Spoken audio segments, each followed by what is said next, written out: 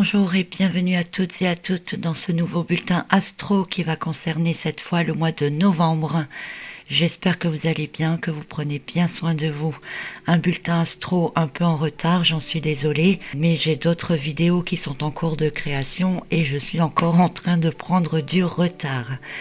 Voilà, donc je vais essayer de faire assez rapidement cette vidéo-là, au moins pour vous donner les grandes tendances de ce mois de novembre. Avant de commencer, je voulais déjà simplement remercier toutes les personnes qui ont déjà acheté leur guide Astro 2021. J'espère qu'il vous plaît, j'espère que vous y trouvez des informations utiles et surtout qu'elles vous seront utiles tout au long de l'année. Donc merci à vous, merci beaucoup, ça m'encourage à continuer en tout cas. Voilà, allez, je vous propose de commencer pour ce mois de novembre parce qu'il y a des moments importants à noter. Alors les grands moments, c'est la fin de la rétrogradation de Mercure qui prend fin donc le 4 novembre. Mercure est en Balance, en carré au trio qui est toujours dans le Capricorne. Il va passer en Scorpion le 11 et ces différents carrés à Saturne, Jupiter et Pluton vont prendre fin successivement pour se terminer le 14 novembre. On verra un peu tout ça en détail après. Ensuite, on a le 14 novembre, justement, c'est le jour où Mars va reprendre sa marche directe après une rétrogradation qui a duré 2 mois environ. Il est en carré à Pluton à cette période. Je vous avais déjà parlé de ce carré à Pluton qui nous accompagne durant le 2e semestre 2020. Je vous invite à revoir les vidéos précédentes là-dessus. Et puis, il faut noter aussi qu'en ce mois de novembre, eh bien, nous sommes sous les énergies de la 3e conjonction Pluton-Jupiter de l'année. Une conjonction qui sera exacte le 12 novembre, mais qui sera très forte, en tout cas sur la période du 8 au 14 novembre. Donc parce qu'elles seront à ce moment-là toutes les deux sur le degré 22 du Capricorne. Alors c'est un degré qui parle de caractère impulsif, de satisfaire les caprices, de se sentir comme abandonné. C'est un déséquilibre qui peut se prononcer. Un degré qui parle d'excès possible, de difficulté à se contrôler.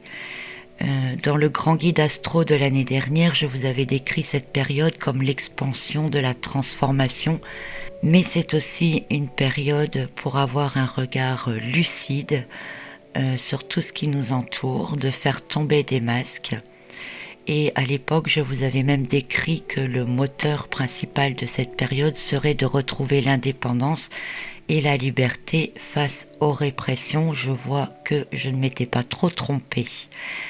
Et puis au cours de ce mois, eh bien, notons également l'entrée de Vénus dans le signe du Scorpion le 21 novembre, qui sera alors en opposition à Uranus et qui va elle aussi former des carrés successifs à Pluton, Saturne et Jupiter dans le Capricorne. Vous l'aurez compris, le grand moment de ce mois de novembre se situe principalement aux alentours du 8 au 14 novembre. Alors les 10 premiers jours de ce mois de novembre. Dans les 10 premiers jours de ce mois, Mercure reprend donc sa marche directe le 4. Donc au moment où vous verrez cette vidéo, il aura déjà repris sa marche directe. Il est dans le signe de la Balance. Et dans ce signe, eh bien, il remet facilement les choses en question et il permet de voir les choses sous des aspects différents, d'avoir envie de comprendre les choses sous d'autres angles. Et bien souvent, eh bien, il finit par laisser apparaître des vérités ou des réalités différentes. Il est aussi très expressif, avec une communication claire, capable de juger pour un ensemble plutôt que pour les intérêts personnels. C'est aussi un Mercure qui développe la coopération. Mais donc Mercure forme en parallèle des carrés avec Jupiter, Pluton et Saturne. Des carrés qui peuvent déployer des jugements parfois trop rapides. On se base davantage sur ce que l'on ressent et perçoit plutôt qu'à la logique et au raisonnement. Donc en fait, on voit ce qui ne va pas ou ce sur quoi on focalise notre attention, parfois sans se rendre compte qu'à côté, il y a d'autres choses qui se produisent ou alors qu'elles n'ont pas réellement le sens qu'on leur donne. L'intransigeance est elle aussi de plus en plus prononcée. Ce sont des carrés qui augmentent aussi la difficulté de concentration et de compréhension en renforçant l'obstination. Je veux dire que si à l'heure actuelle on souhaite nous détourner notre attention ou nous embrouiller, eh bien il n'y a pas de meilleure période. C'est la politique du tout et son contraire, ou encore des enchaînements d'événements pour que l'on ne sache plus où donner de la tête, ni quoi croire, ou qui croire. Ce sont des carrés qui sont aussi source de provocation permanente et de création d'illusions en tout genre. Ainsi, dans son sens négatif, avec Mercure en Balance, on pourrait être dans la dissociation mentale, être dans la perte des repères, dans l'égarement. Mais dans son sens positif, eh bien Mercure en Balance ici nous invite à utiliser davantage l'intuition et les ressentis, à échanger les points de vue les uns avec les autres pour simplement ne pas se laisser égarer ou manipuler. Et c'est toute une période en fait où la perception intuitive est plus sûre que la réalité que nous voyons. Et c'est sur celle-ci qu'il faudrait s'appuyer davantage, je dirais, pour ne pas perdre pied. On peut dire que la véritable réalité est sans doute très différente de la réalité que l'on connaît. Dès le début du mois et jusqu'au 17 novembre, Vénus est en Balance, elle aussi, et elle est en opposition à Mars. Vénus en Balance, elle est à l'aise puisqu'elle est maître de ce signe, elle est maître du Taureau et de la Balance, et en plus, elle est dans son élément, qui est l'élément air.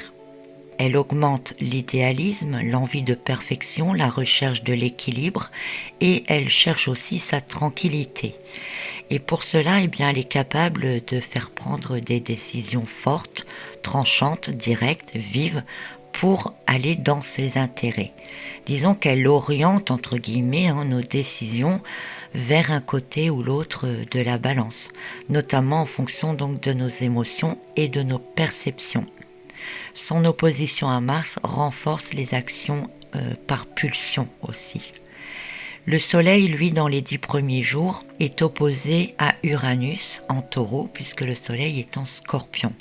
C'est une opposition importante dans notre conjoncture actuelle, puisque elle peut provoquer des événements brusques qui peuvent modifier notre quotidien. Des événements qui entraînent des réactions vives avec un désir de tout changer. Le tout toujours poussé par cette envie de liberté et d'indépendance. Notons que le Soleil en Scorpion permet souvent aussi des révélations importantes ou des prises de conscience importantes. C'est donc un début de mois qui peut être dans les frustrations, avec des ressentis importants, une sensation d'impuissance, alors que l'instinct, lui, ne trompe pas. On peut se sentir comme figé puisque Mars est encore en rétrogradation dans ces 10 premiers jours, mais en même temps quand même assez lucide. Dans les 10 jours suivants, Vénus est toujours en opposition à Mars et elle va former à présent des carrés avec Saturne, Pluton et Jupiter. Le premier carré qu'elle forme, c'est avec Saturne, un carré qui entraîne dans des insatisfactions, dans des regrets. Ça ressemble à de la tourmente, un sentiment ressenti fortement ensuite avec les carrés que Vénus va former avec Jupiter et Pluton. Et si, avec son opposition à Mars, la tendance à réagir de manière compulsive, surtout par les émotions, eh bien, cette tendance sera encore plus présente. On a, si vous voulez, la sensation que on a raté certaines choses, de ne pas avoir fait ce qu'il fallait, que tout pourrait être mieux, différent. On est à la fois dans une sorte de regret et d'insatisfaction, avec peut-être même un sentiment de trahison, et en même temps dans l'envie intérieure que tout peut encore changer. Un peu comme si on gardait une sorte d'espoir. Parfois on se crée soi-même des illusions pour se rassurer soi-même, se dire que tout va bien se passer, que tout n'est pas perdu, etc. Et même si son opposition à Mars s'arrête le 17, eh bien avec les différents carrés que Vénus forme, ces sentiments seront toujours là en fait. Ça peut donner la sensation de se sentir totalement démuni, voire abandonné, ou pour d'autres l'envie de baisser les bras, de ne plus savoir où on en est. Et ça peut entraîner dans de grandes remises en question. Les carrés de Vénus avec les 3 planètes là prendra fin vers le 25 novembre. Entre deux, donc toujours dans ces 10 jours au milieu du mois, il y a donc la conjonction Jupiter-Pluton qui se fait largement ressentir, hein, c'est la 3e de l'année et elle est en carré avec Mars, cette conjonction. Donc entre le 8 et le 14, Mars toujours encore plus ou moins figé par sa rétrogradation, mais qui commence, je dirais, à reprendre de l'élan pour repartir en marche directe. Donc en fait, il ralentit de plus en plus sa rétrogradation pour pouvoir mieux repartir après. Donc quand je dis qu'il va reprendre de l'élan, c'est quand il reprendra sa marche directe. Là, il ralentit sa rétrogradation. Et eh bien, on se sent moins empêché. On sent qu'on commence à avoir moins de freins. Donc la tension peut monter intérieurement ou extérieurement. Et la conjonction Jupiter-Pluton, eh bien, elle est là pour entraîner des changements profonds et irréversibles. Je vous ai déjà parlé de cette conjonction puisqu'elle se réalise 3 fois dans l'année. Donc ici aussi, je vous invite à revoir les vidéos précédentes. Les changements et les transformations dus à cette conjonction sont inévitables.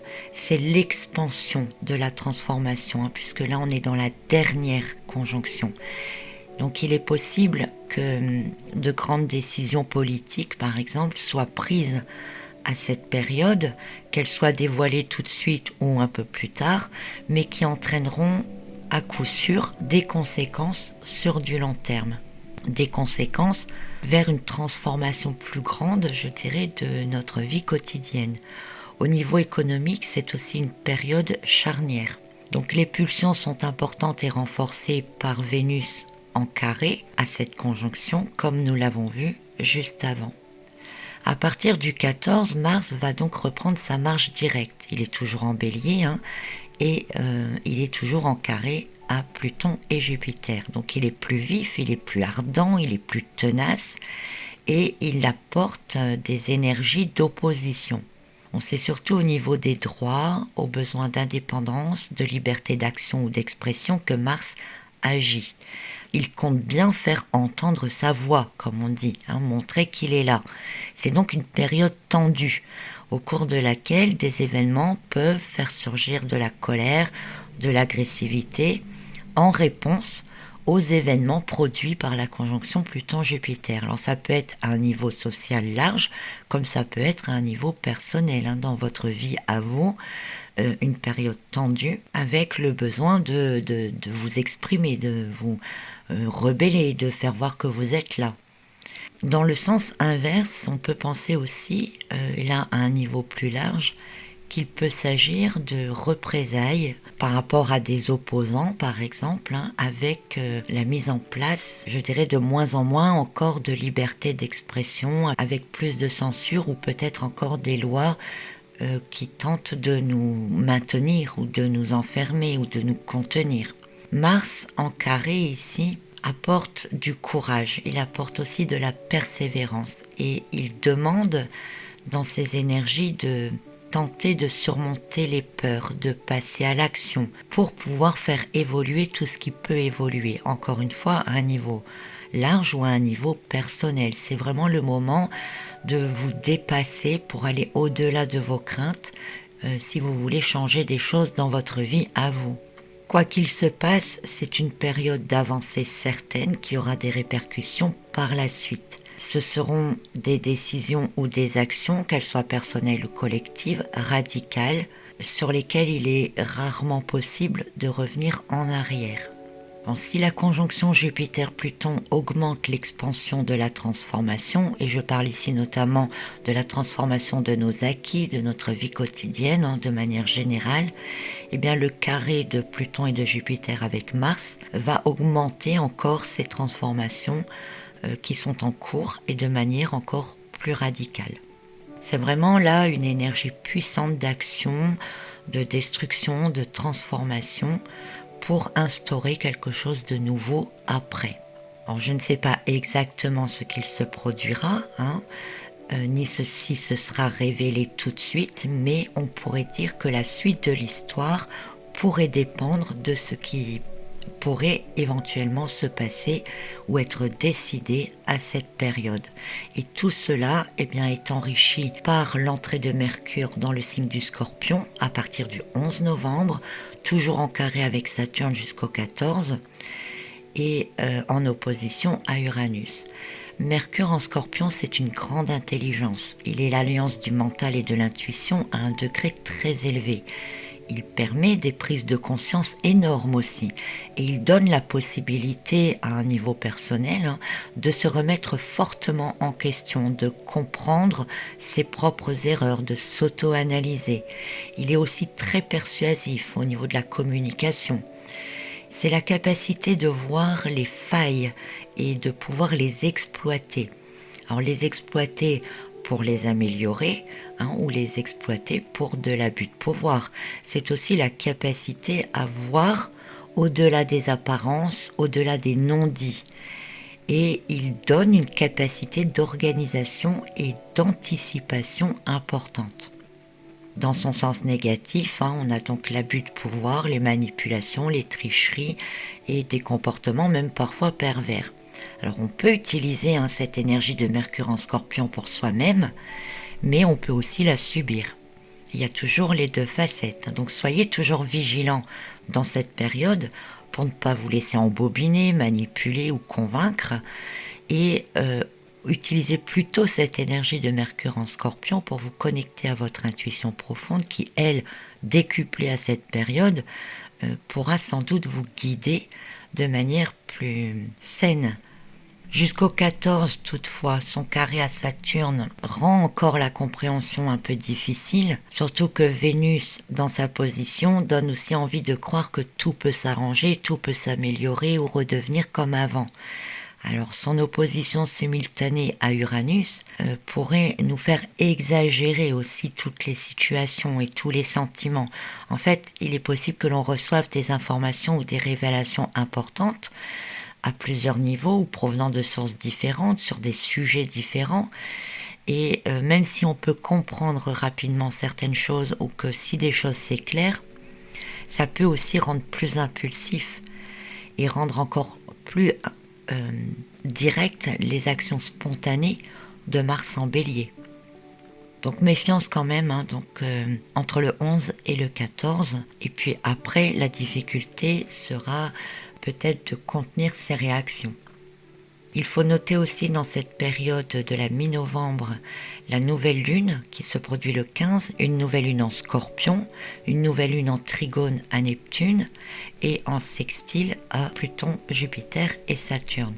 C'est une nouvelle lune en Scorpion qui met l'accent sur les émotions, qui permet de révéler des erreurs commises. Donc ça va augmenter les effets de Mercure, je dirais. Et c'est aussi une nouvelle lune de révélation possible sur des choses cachées aux yeux de tous, qui permet de révéler les vrais visages, qui permet de voir les réelles intentions. Une nouvelle lune qui permet à un niveau personnel de comprendre exactement ce qui doit être travaillé sur soi, notamment au cours de l'hiver qui arrive, puisque l'hiver est une période d'introspection. Donc en comprenant maintenant ce qui est à travailler sur soi, normalement on en ressort transformé ensuite au printemps, si vous voulez. Ici, elle va renforcer la notion de transformation vers un nouvel état de la conjonction Pluton-Jupiter avec lesquels elle est en sextile. Notez que son trigone à Neptune va augmenter et renforcer les intuitions et la sensibilité.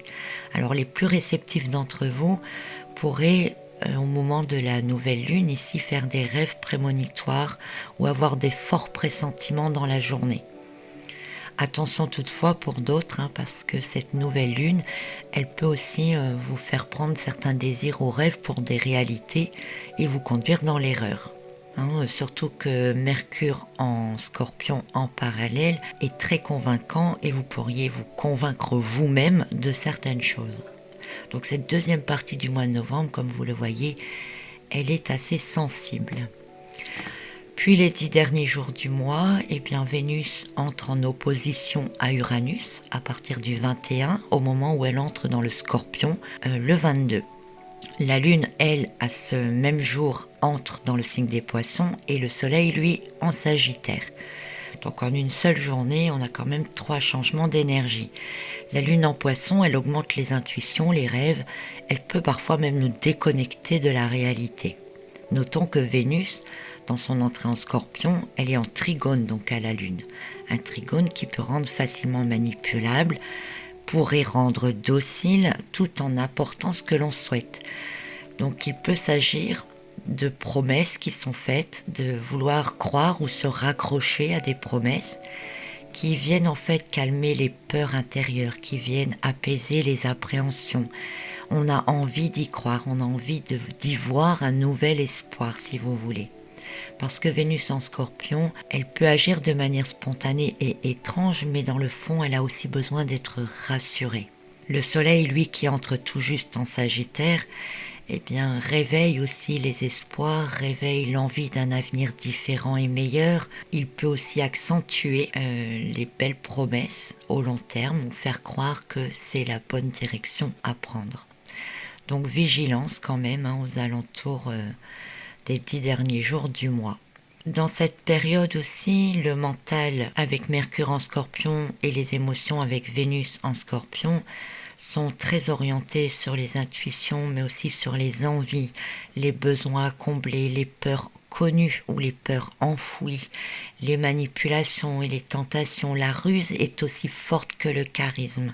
Et l'opposition de Vénus à Uranus nous entraîne dans les contradictions, dans les doutes, par rapport à ce que l'on voit et ce que l'on sait un peu comme tiraillé entre ce que l'on ressent et ce que l'on a peut-être peur de perdre, entre la perception qui nous informe de certaines choses et les besoins que l'on a besoin de combler, que l'on cherche à combler. Donc l'attente et les espoirs sont très présents. Ils peuvent engendrer des grandes tensions, des frustrations. C'est un peu comme si on sait qu'on est forcé de lâcher l'ancien, mais qu'on ne veut pas, qu'on n'y arrive pas, qu'on ne peut pas s'y résoudre. Alors on s'accroche peut-être trop, on ne veut peut-être pas voir certaines réalités ou vérités. Et on est prêt à s'accrocher à tout ce qui peut être proposé, à tout ce qui peut faire penser à un avenir meilleur, etc. Donc c'est dans cette mentalité-là, si vous voulez, dans ces sentiments-là, ces émotions-là, ces énergies-là, que nous allons finir le mois de novembre. Alors ça peut conduire évidemment à des déceptions importantes quand on s'accroche trop à des choses du passé, que l'on ne veut pas voir certaines réalités, eh bien évidemment la chute derrière peut être plus importante. Mais ne restons pas défaitistes, puisque en même temps, ici, dans cette dernière partie du mois, on a également toutes les possibilités d'être lucide, de ressentir les choses telles qu'elles sont. De toute façon, à partir de maintenant, il est très très important de vous reconnecter à votre énergie intérieure, à votre force intérieure, à vos intuitions, à votre perception et de lui faire davantage confiance, je dirais, qu'à votre mental, à votre logique, à ce que vos yeux voient en fait. Je dirais presque qu'il faudrait se déplacer les yeux fermés pour faire confiance à ce que l'intérieur voit. Parce que c'est un instinct qui ne trompe pas. Mais c'est assez difficile quand même parce que, et avec Vénus et Mercure en Scorpion, là, il faut vraiment arriver à dépasser ses peurs, à oser aller de l'avant, à regarder certaines choses en face, dans la réalité des choses, dans la vérité des choses. Voilà, je ne vais pas m'attarder plus sur ce bulletin astro du mois de novembre. Je vais me remettre rapidement donc à la deuxième partie des énergies de l'année 2021 par le tarot. J'avais déjà fait un premier enregistrement, je vous avoue, mais qui durait près de 2 heures. Donc je refais pour essayer de raccourcir davantage. Je vais essayer de garder vraiment l'essentiel pour vous expliquer ces énergies par le tarot. Je rappelle que si vous voulez avoir plus d'informations ou si la vidéo ne vous paraît pas assez approfondie, vous retrouverez tous les détails dans le Grand Guide Astro 2021. Voilà, sur ce, je vous laisse. Je vous souhaite une bonne journée, une bonne soirée, selon quand vous regarderez cette vidéo. Prenez bien soin de vous et je vous dis à très très bientôt.